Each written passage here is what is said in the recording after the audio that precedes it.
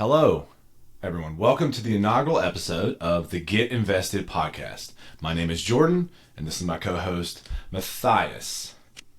We probably should start with why we're doing this. Matthias and I have known each other for over 30 years. He started and has successfully built a good real estate investment firm. I have recently joined in on the communication side, but before that, I got involved as an investor. He sent me the thing we're going to go over today, an offering sheet or investment summary. Goes by a lot of names. And I looked through it, and it kind of made sense. But honestly, I invested because we've known each other for 30 years. I didn't really have to feel like I needed to know everything because I trusted him. But that gave me the idea that there's probably a lot of people who would just like to know more about these kinds of terms and what they're looking at and have it explained to them. And the point of this podcast is basically I'm going to be a financial dummy and Matthias is going to explain things to me. That's the premise. Because we figure a lot of people have some of these questions, but maybe they're worried about asking or they don't know how to ask. And this is a growth, an out branch of our newsletter as well. So we're just trying to add layers to everybody's understanding, and primarily, in this instance, mine.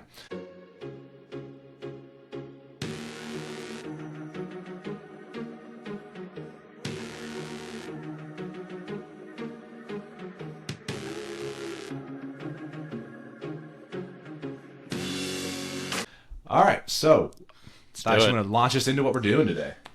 Yeah, so the investment summary, pitch deck, or it goes by a lot of names, but basically that we sent out for our Hattiesburg deal that we raised money for in 2022.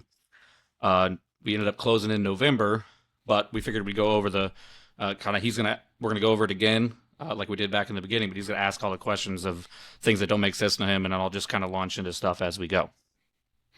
Yeah, so we're not recreating the rocket here. I'm literally just going to go through it and ask about things I don't know about. But I got to start with a general question. Okay, and let's go. Listen, I feel like this is home for you because the military is so jargon heavy.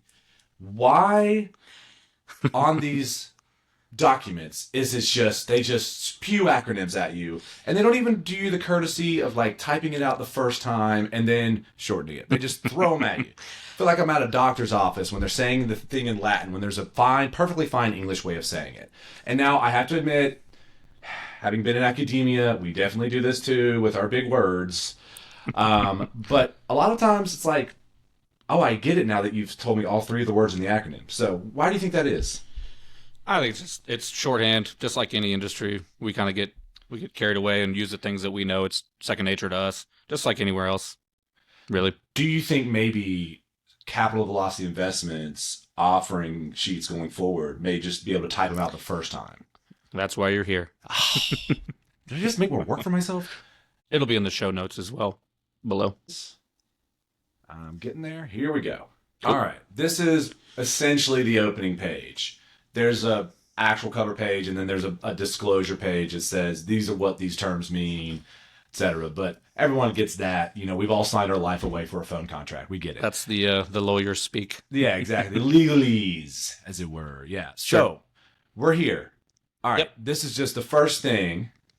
Basically, big picture, what it is: 55 units. How much square foot rentable SF? That's square feet across all the units. Average unit square foot, obviously. The occupancy, as it currently is, it was at 100% when we were pitching this deal to everybody. Average market rents, 12-13.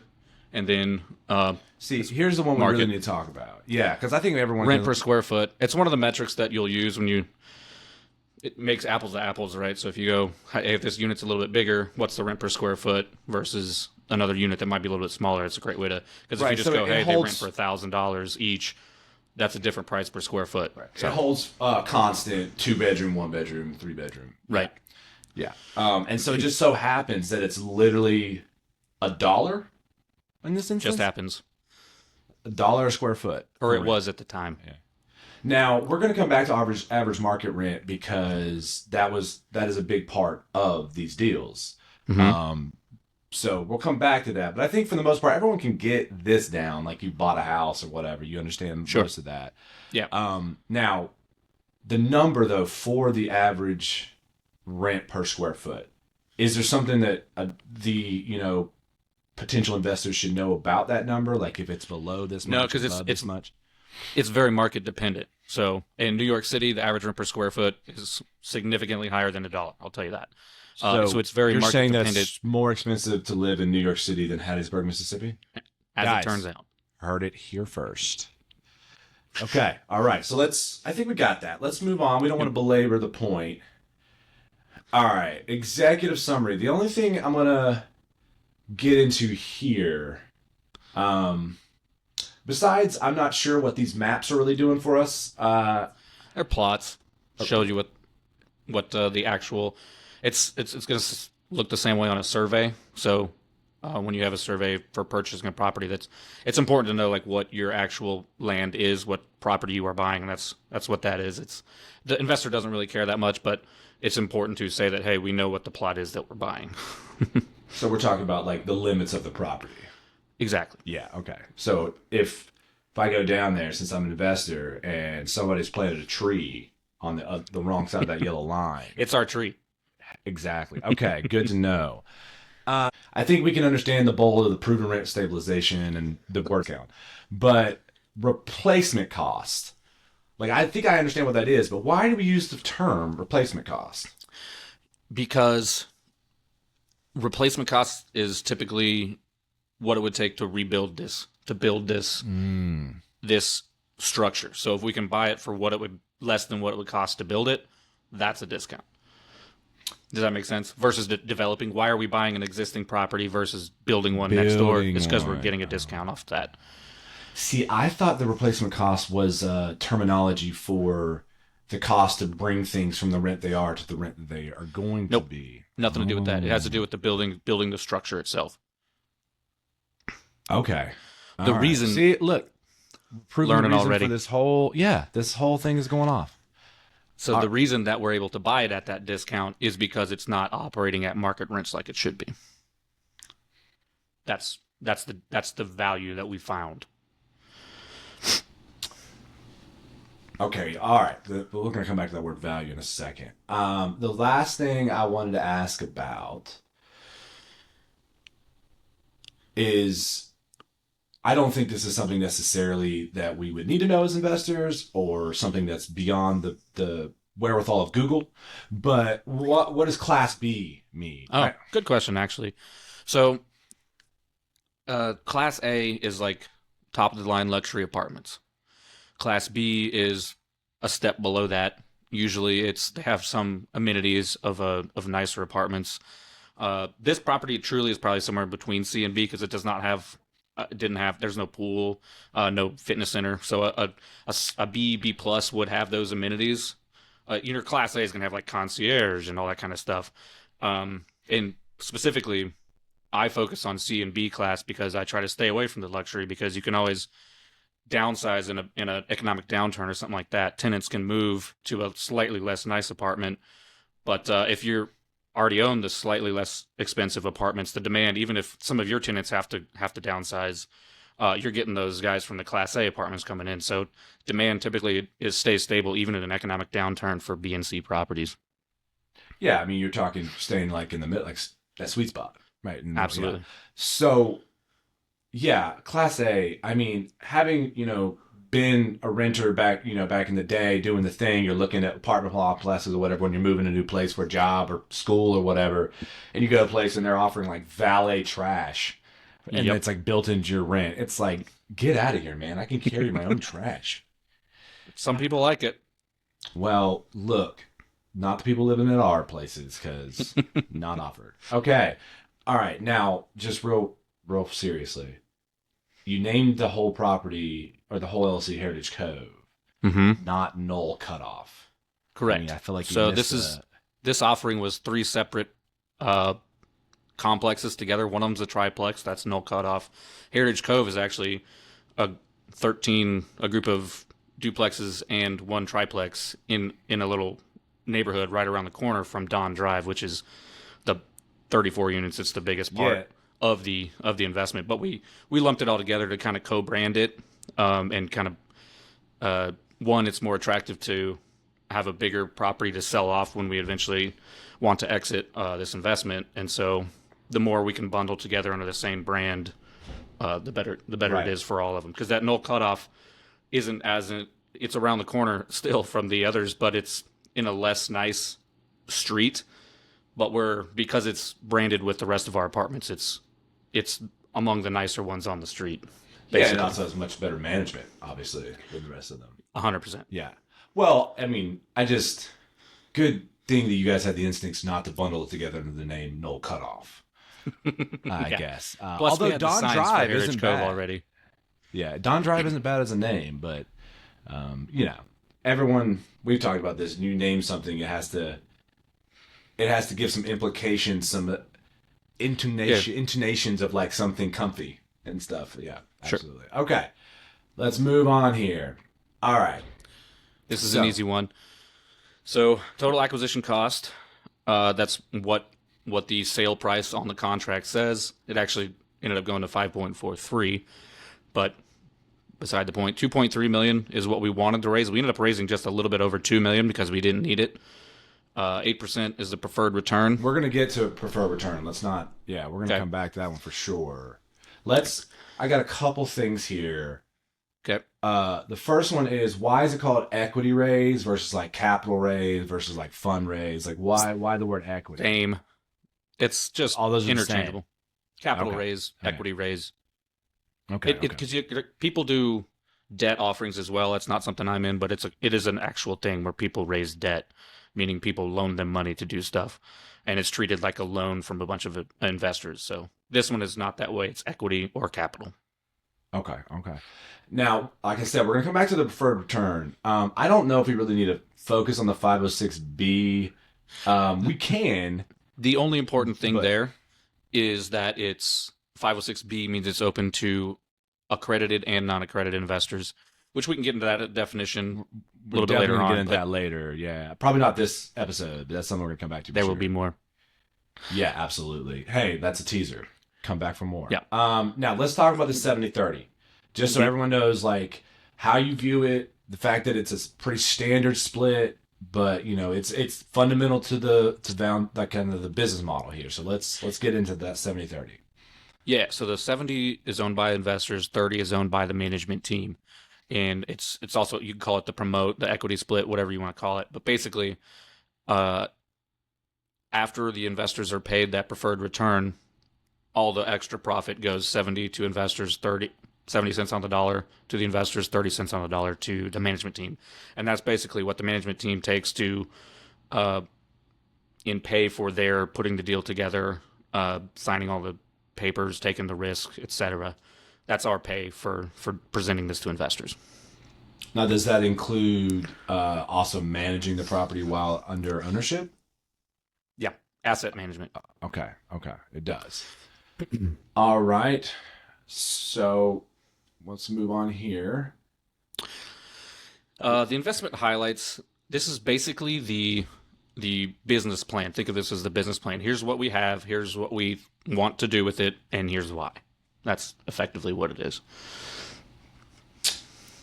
Okay. I mean, we're going to get into things like how you view renovation plans and all of that stuff later, but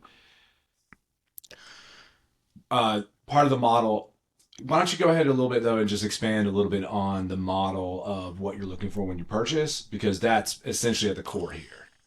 Yeah, so what I look for is properties that, for whatever reason, are not performing like they should. We talked about that discount earlier. So I want to buy things for less than what they should be worth, meaning I know what they could be worth, and I find a big enough gap that it makes sense and it's worth our investment between where the property is now and where it should be. And I identify those types of properties in high job growth, high population growth markets in basically the southeast region, in landlord-friendly states. There are some states that have tougher laws to evict tenants who aren't paying, things like that. And generally, if I have investors, I want to protect their investment and be able to evict people who are taking advantage of the property. So that's something that's what I generally look for in the regions that I look in. So typically what I find is that they're not operating properly because they're poorly managed, meaning the property manager is not present. They're not doing the updates required. Maybe the owners are not injecting cash back into the property as they should to keep it up. So there may Takes be forever to get renovations somebody out to required. fix something. Yeah. Yep. We've all been there. And Yeah. and I find things to fix that I know I can fix, if that makes sense. Yeah, and I think one of the interesting things about this is, you're finding a property that has started renovations, and there's some that are like have a model of what they could be, but they just for whatever reason haven't finished. Yeah, this particular guy that we bought from, he liked to buy big projects, get them most of the way or halfway there, and then move on to something else and hand it off to somebody like me who would finish the job and get them to where they are. Interesting. So he likes to leave meat on the bone so that it's still attractive to investors who do what I do. Oh, okay. Interesting. It just makes me think of people who raise cows on pasture and then sell them to like my family who have big corn operations, and then There you go. they go from 800 pounds to 1,200 pounds real fast. All right. The only thing here I want to ask about, I think, is there any ideal mix for number of bedrooms, bathrooms that you're looking for, or is it more about just diversity of offering? Good question. It actually does, and it depends. The answer to everything is it depends, right? It depends on the market. So whatever the demand signal is in the market, hey, is there more families moving to this area because the schools are good? Or is it a young single population, so you'd want more 1 and 2 bedroom? You know what I mean? Like, so you should try to So reflect demographics are a big part of this. 100%. Yeah. Okay, and then in Hattiesburg, it's definitely younger families. Exactly. Yeah. So the big bang for the buck is in 2 bedrooms, 3 bedrooms, and I'm in contact with the property managers all the time, and we talk about this. 2 bedrooms are the ideal unit in this particular market. So we're obviously heavily loaded on 2 bedrooms. Yeah, I mean, I feel like 2 bedrooms in so many ways is ideal, even for someone who's just single person. They want that extra room if they can afford Yeah, it. and what's big in these types of units is the full second bathroom, so that Yes, makes it you can open to split it. roommates living together because they can each have their own bathroom. It's more attractive. You can also have kids on their side and you on your side, mom and dad over here. So Absolutely. You definitely want to keep the kids over there. Okay. I think this is pretty self-explanatory. I think people understand that, the calendar and when things are built. Now, did you choose this picture because this one has the Eiffel Tower on it and says Paris, and you thought people would think it was classy? I don't know what drove us to use that picture. It's just trying to show what the average renovated unit looked like, and this one was in good shape. Obviously, it's lived in, you can tell, but it looks great and shows what it would look like lived in, and these people are taking care of the property. So in this business you'll find that some tenants live in a state of not the cleanest, even though they're not damaging the property. They just don't keep it neat as maybe you or I would. Some people live like that. It's fine. Do what you want, but it's not great for pictures. So I find the older I get, I've always been neat. I used to be incredibly, like almost obsessive about cleaning, but now I'm just too tired to clean that much. It's very neat. Well, you also don't make as many messes as you did when you were younger, too, I would argue. Yeah, that's probably true. Also, the amount of tough stuff I have to clean is more, and Fair. there's 3 stories. That's too many to clean. It's a lot of walking. Yeah. Now, in all seriousness, anyone who's looked at properties, anyone who's bought a house or rented an apartment or anything like that knows that they're looking for specific things. And a lot of times those specific things are in the kitchen. Yep. Absolutely. Like we live so much of our life in the kitchens without really realizing it. The Stone family, personally, that's my family, has a tradition of hanging out in the kitchen way more than anywhere else. I mean, we're sitting on hard surfaces. Sure. When we could be sitting on the couch, but hey, that's how we roll.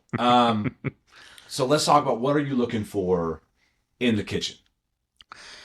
Something that I try to look at it as a tenant would look at it. So nice stainless steel, updated, new, clean appliances, counters, and cabinet space. That's always nice. I mean, Yeah, in cabinet apartments, it's space really is- hard to come by, Yeah. as it turns out. So if you happen to have an apartment or come across an apartment that has that added or seems like above average cabinet space, that's not always reflected in the square footage of the unit, but that's a big value to have. So we try, and we certain projects we try to add that space, open up things. Everybody enjoys the ability to, from the kitchen, communicate with the rest of the dining area or Yeah, open family floor area. plan. Yeah, 100%. So there's things you can do. These were set up like that. So you can tell, standing in the kitchen at the sink, you can look out into the living room, still, communicate, talk to, watch TV, whatever, with everybody else. So it's yell at the kids. kind of an if they're ideal getting- layout. And obviously they design it that way. The newer the apartment is, usually the better designed it is. Yeah, I mean, God, plans that used to just like wall the kitchen in. It's such a weird thing to think of now. The house I lived in used to have a walled-in kitchen. The people that had it before us completely renovated the inside and took down walls and moved stuff around. So Yeah, when you have a wall that is not a load-bearing wall between the kitchen and any of the other general spaces, I mean, I can understand some kind of like aesthetic wall with a big French door between kitchen and dining room for its presentation. That kind of thing works, but that's pretty outdated even it now. is. Well, people don't even have Yeah. dining rooms anymore because that's Right. just not. We don't do formality that way. Sure. Remember when there's the houses that Especially used not to have apartments. Yeah. Well, yeah. But I'm talking about like even in big houses Yeah, now. they were just people lived differently and preferred different things back in the 80s, 90s, whenever a lot of Well, this stuff even was earlier, built, but- 70s. I remember going to like grandparents' houses where there was like a formal living room and then like separate from the living room where you separate wanted to from hang the out. living room / den. Yeah, and like no one ever went in there. Well, they had the couches you couldn't sit on. So Yeah. Well, and the good potpourri was out Exactly. there. Yeah. what's on the little table? Yeah, Solid. it's true. It's true. If it was a particular grandmother, it was definitely those. Not only could you not sit on them, they were already wrapped in plastic. And you couldn't sit on the plastic either. And you preferred if you didn't walk on the carpet to make the footprints. I mean, remember. I didn't really know that the Queen's arrival was imminent at my grandmother's house in South Carolina, but apparently it was. Apparently, she doesn't give much notice, so it better be ready. Yeah, Queen Mary. Pfft. What century am I in? I don't Queen know. Elizabeth You've been reading all II. the books. You know, she's a wild card. She was a wild card. R.I.P. All right. Okay. So I feel like the kitchen is got to be like if there's one single space that's the most important, it's got to be the kitchen, right? That and the bathrooms. Oh, how many bathrooms? Yeah, could Okay. be. But that's So- what people look at, and that's common in real estate. You add value by improving the kitchen and the bathrooms. That's where you get your money back. I when mean, you- that's the complete cycle. You know, you eat in Yep. one and then. So True. it's the circle of life, everybody. Come on. yeah, there we go. I will say though, I think we should start building into the business plan. If the apartment has a pantry, that is like an underestimated boon. If you actually have like a pantry. Fun fact: there's some apartments that we're buying right now that they have a coat closet, and we're gonna our part of our plan for all these units is to close off the coat closet side and open up the back side as a pantry for that very reason. Hey guys, So that adds to that. We talked about cabinet space; it's huge. And That's- nobody does coat closets. You just put vacuum cleaners in there anymore. So Well, okay, two things. One, guys, I want you to know I didn't even know that we were doing that. That was this mind meld right here. I love a good pantry because I've lived in apartments where when I was young and dumb and didn't realize that I needed to be looking for one. And next thing you know, I'm like, where do I put my canned goods? can good. I will also say though, a little pushback on the coat closet. Now, pantry's a way better use of space, but You're I different actually than happen most to be people. someone who has a lot of coats. You are. You're that weird person who would go, okay, we're gonna have a pantry and a coat closet. exactly. I mean, But if listen, I asked you you can have one or the other, which would you Oh, pick? pantry all day long. There we my go. coats can hang in my closet. There you go. Yeah. Well, now I will say we haven't talked about that. That's got to be a third wild card space. Like a good closet Can be like a Yeah. serious selling point. Yep. Yeah. Place to put your shoes, well, for me, yeah. and most women. Well, I don't want to assign, proclivities, but It's yes. It's reality. Hey, it's okay. I got my Jordan 9s on right now. There we go. All right. Got okay. them this week. Got him this week. I did. All right, now come on. Now we're getting into a lot of the just nonsense. Okay, I think we get attractive risk adjusted returns that we can put together, even though there's a lot of hyphens. First of all, no. Sorry, Okay. I'm gonna have to say this. I have to say this. As a doctorate in English, the term value add is just so offensive to me. Why? We understand you're adding value, but can't you? Come on, there's got to be other ways. It's a term. So if I was talking to a broker, a real estate broker, about what types of property I look for, I would say I buy value add multifamily, and he knows what that means. It's a way to say we get it. Why would you buy it if you're secret handshake? Yeah, you're going to buy it and it's never going to change? That's that's not an investment. That's just I think we understand the basic principle. Yeah. I think the important thing on this side, the thing that probably is, I don't know how well we did explaining it here, but basically the risk profile is something that I think about very Deeply. hard, because what I try to do is I try to minimize the risk to the investors, but no risk means there's no reward. So I think you there's a kinda saying pick- about that. Yes, there you go.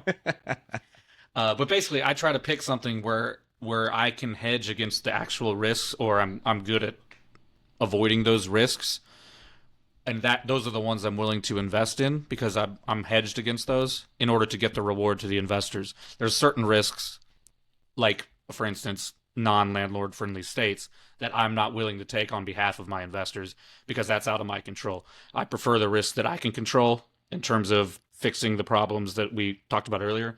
That's the kind of risk I like to take because I'm good at fixing those and mitigating that risk. that's very. I mean, seems reasonable. Seems like probably what you should do. Now, Thanks. this is my insight, guys. This is why I'm here For the Yes. for the insight. Groundbreaking. Talk to us about NOI, because that just kind of popped out of nowhere. Okay. Net operating income is how commercial real estate is valued.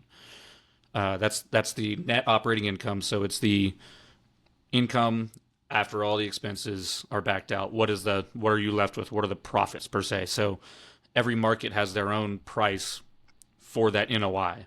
And we'll get into cap rates and things like that in a different episode. But basically, that NOI, the higher you raise NOI, the more valuable your property is. Not only are you getting more cash, because it's more cash per month or a year or whatever, but also the value of the property is going up. So you're getting two benefits from raising NOI. Okay. Yeah, it's kind of like and then we see these big deals of someone buying a business. Like, We all know that the business Right. isn't actually. You're buying the income. you're buying the income. You're paying $3 billion to be able to make $300 million a year. Something along Exactly. those lines. Yeah. So, okay. So I think we need to talk about this line and the dots on it. Okay. Core plus. We got a little into the value add, but there's some numbers and some percentages popping up there. So let's start with core plus and go from and then So we'll come back. core is like what a hedge fund or a REIT, a real estate investment trust, would buy. They don't want the risk. They just want the basically guaranteed cash flow.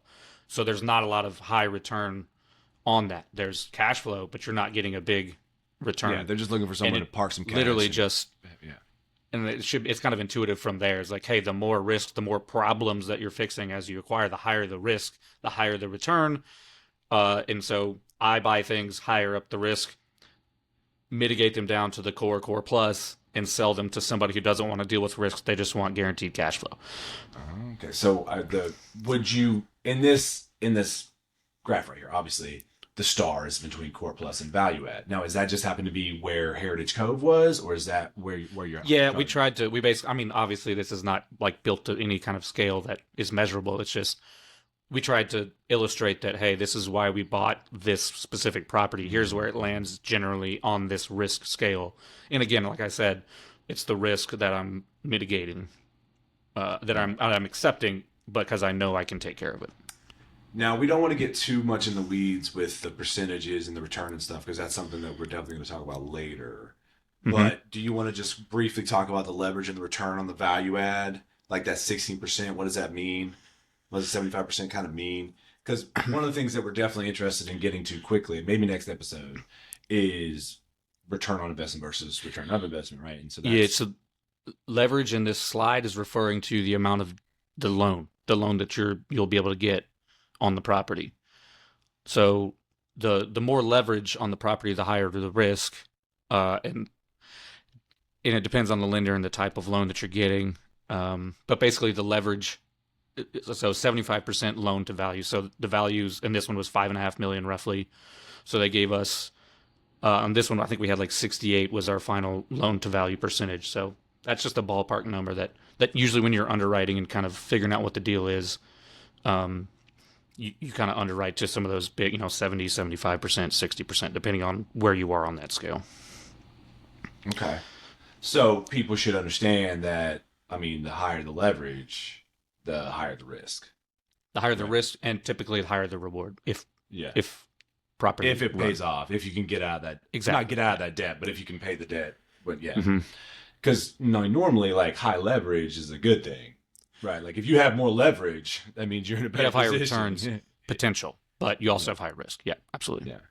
Well, I'm just thinking like generally the term leverage.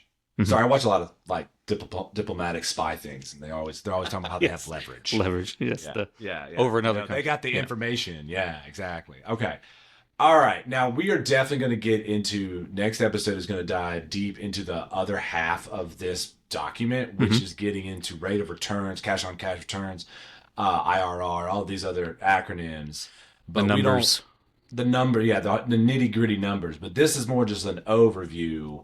And I think a great place to wrap this up would be one of the biggest parts of what drives the numbers below is the cost of renovations and where the sweet spot is on that and how much it's going to cost. And I guess, understanding that when we raise the cash, we're actually raising for renovations. So can you just kind of break down what's happening here? So we basically go through, and we talked about we're fixing the problems. We're buying something, we're fixing the problems.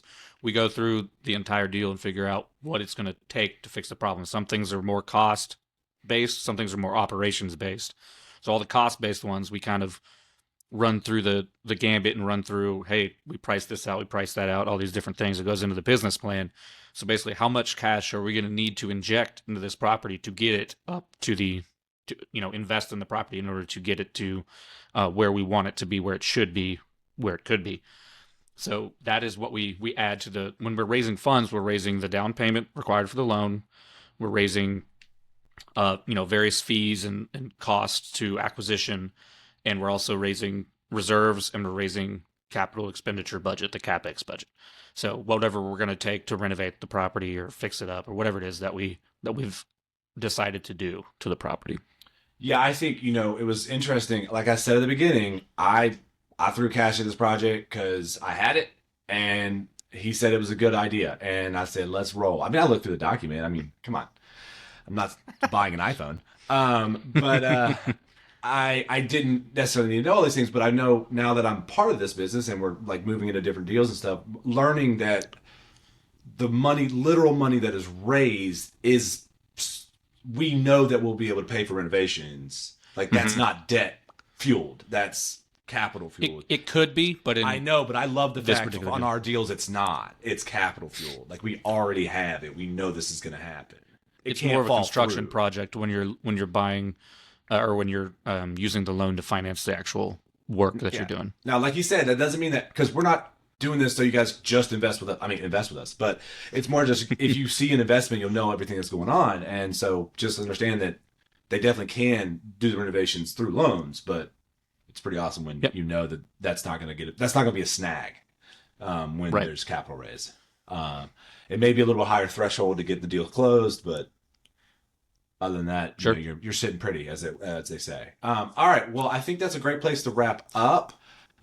This was our first episode of the Get Invested podcast. I don't know if you guys noticed, but we're sitting in a hotel room because we wanted to do this one live together. We don't live in the same state. He's right there. I live in North Carolina. He does not live in Kansas City. I don't live in Kansas City, but I do wear Chiefs stuff all the time. Yeah. So guilty. Great to be able to do this live with you, man. And I'm looking forward to the next one. So thanks for listening, guys, and hopefully you'll see us at the next time.